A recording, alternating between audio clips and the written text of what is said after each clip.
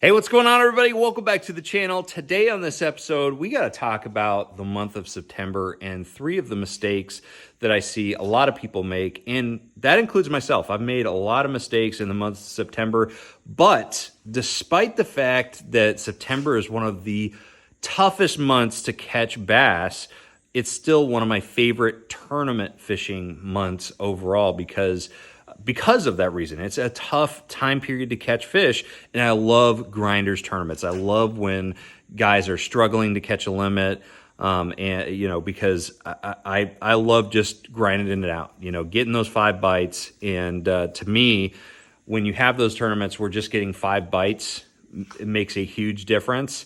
I tend to do well in those events. But anyways, that doesn't mean that I haven't made a lot of mistakes, and I see a lot of people make these mistakes on a regular basis too. So let's go ahead and dive right into it. So the first mistake that I see people make when fishing in the month of September is they assume because it's still super hot, like today is like 90 degrees, they assume because it's hot that you have to fish deep. Okay, and that's just not the case in September. September is a great month to fish shallow. In fact, I prefer fishing shallow far more than fishing out deep. And that's not the case, on Lake Chickamauga, for instance. I love June, July, those 2 months, I'm offshore exclusively. You can't find me up shallow. But August and September, fish start moving shallow, and a reason for that is a lot of times, and especially on other lakes that don't have as much current flow, dissolved oxygen content is a big issue for these fish. If you don't have that influx of fresh water constantly, which, August and September, you don't get a lot of rainstorms, you're just not going to get that good dissolved oxygen from top to bottom. So a lot of the deeper areas, and not necessarily the Tennessee River, because you do get some current flow that mixes things up and keeps the dissolved oxygen kind of a little bit more consistent than a stagnant lake. But, you see a lot of fish move shallow because they can't live deep. They just physically cannot live deep. And so you get a lot of fish up shallow in August, but even in September, there's other motivations that are happening. We'll talk about bait in the next mistake.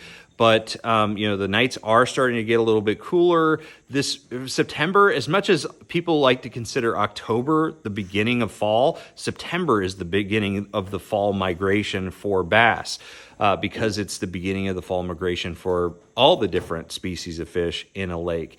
You start noticing some changes on the trees. You can see right here, you're starting to see some changes, some very minor changes, and this isn't even a good example. But overall, you're going to start seeing some of those changes. You're going to start noticing, hey, I might need to wear a sweatshirt in the morning when I wake up to go to the lake before it heats up to that 85 degrees that is pretty much normal this time of year still. So you got to pay attention to those minor things. And I really think that the fact that fish are moving shallower this time of year really has a lot more to do with the length of the days than necessarily the water temperature. And so that's something to think about. And also the influx of fresh water that, in August, you don't get hardly any rain. In September, you start getting a lot of rainstorms, which starts really activating the instincts of those fish to start, moving into creeks and things like that. So things are definitely changing, and all those things that are changing are really making the shallow bite a lot better. So a lot of guys, again, they make the mistake of assuming because it's still very hot, the water temperatures are still in the 80s, sometimes the 90s, that you have to fish deep to catch those fish. That's just not the case. I actually think that there's more fish up shallow than there has been all throughout the summer in the month of September. So fish shallow if you're not having any success deep. For sure, you can find something up shallow. So that's the first mistake. Second mistake is not recognizing that this month, the month of September, is the first, signs of the shad migration. I implore you to go out on your local lake and, you've been primarily fishing main lake stuff probably until this point. I guarantee if you go back into a major creek arm and you start idling around, you're going to start noticing large groups of shad moving into the backs of these creeks. I don't mean all the way in the back of the creek yet. Maybe late September you start seeing that. But right now, early September, you could go out and start seeing massive schools of shad making their way back. Maybe they're in the first third of the creek. Maybe they're already in the second third of the creeks. But overall, the shad migration is starting right now. And again, it's not necessarily because the water temps are dropping a lot, but it may be because you're starting to get some rainstorms. And that influx of fresh water in the backs of those creeks kicks off that shad migration, as well as the cooler nights and the shorter days. So do not overlook the shad migration. That's one of the biggest mistakes that I see people make, fishing tournaments or just go out fun fishing in the month of September. Last year, I had my best Bassmaster Open finish on Watts Bar. I finished 14th. Still not where I wanted to finish. I ended up losing a lot of big fish in that event that kept me from potentially winning that tournament. But I did it all in like 2 foot of water in the backs of creeks. So, not following those shad, this time of year is a big mistake. A lot of people overlook it because they're still so hung up on the fact that it's so hot, but that is a big mistake. The third mistake that I see people make is that they avoid grass. They don't necessarily, maybe they don't avoid it, but they're not really honing in on grass fishing this time of year, and for good reason. Grass can be good all year round, but once you start getting into, August, that grass grows so thick in most lakes, like Chickamauga, the hydrilla grows so thick that it's hard to fish and get down to where the fish are living in that grass. And so it's not as effective as it is in the month of September. And what's the difference between August and September? There's a big difference in how that grass is growing. So in August, it's still growing. The root system is still strong. And so from bottom to top, it's a very dense wall of grass most of the time, the way it grows.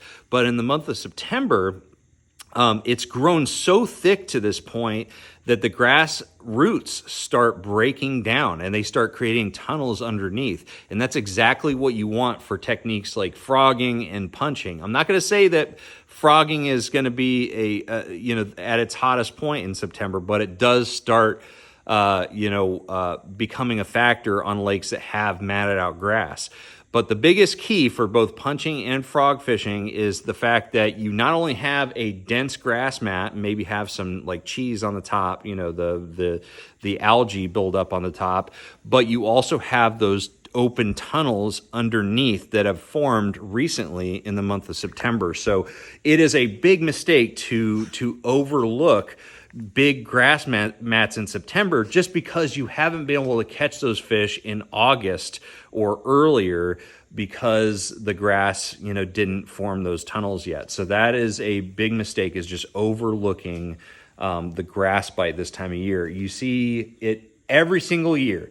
Once you get into September, lakes like Chickamauga, Gunnersville, any lake that has a lot of grass in it and has those dense grass mats, September is the month when those grass mats really start playing the biggest role, because it's the fish are more likely to be utilizing those little tunnels that are created from the lack of sunlight reaching the root system. So anyways, guys, those are 3 different mistakes I see people make in the month of September. If you have any other mistakes that you see people make in September, I want to hear about them in the comment section below. And if you have any questions about the month of September, definitely drop a comment below. But anyways, guys, thank you so much for watching this video. Thank you so much for, subscribing to this channel. I really appreciate it. If you haven't, please consider, subscribing and liking and sharing this content. That's a great way to support Sonar Fishing. So thank you guys so much. I'm going to see you out on the water. Make sure you trust the process.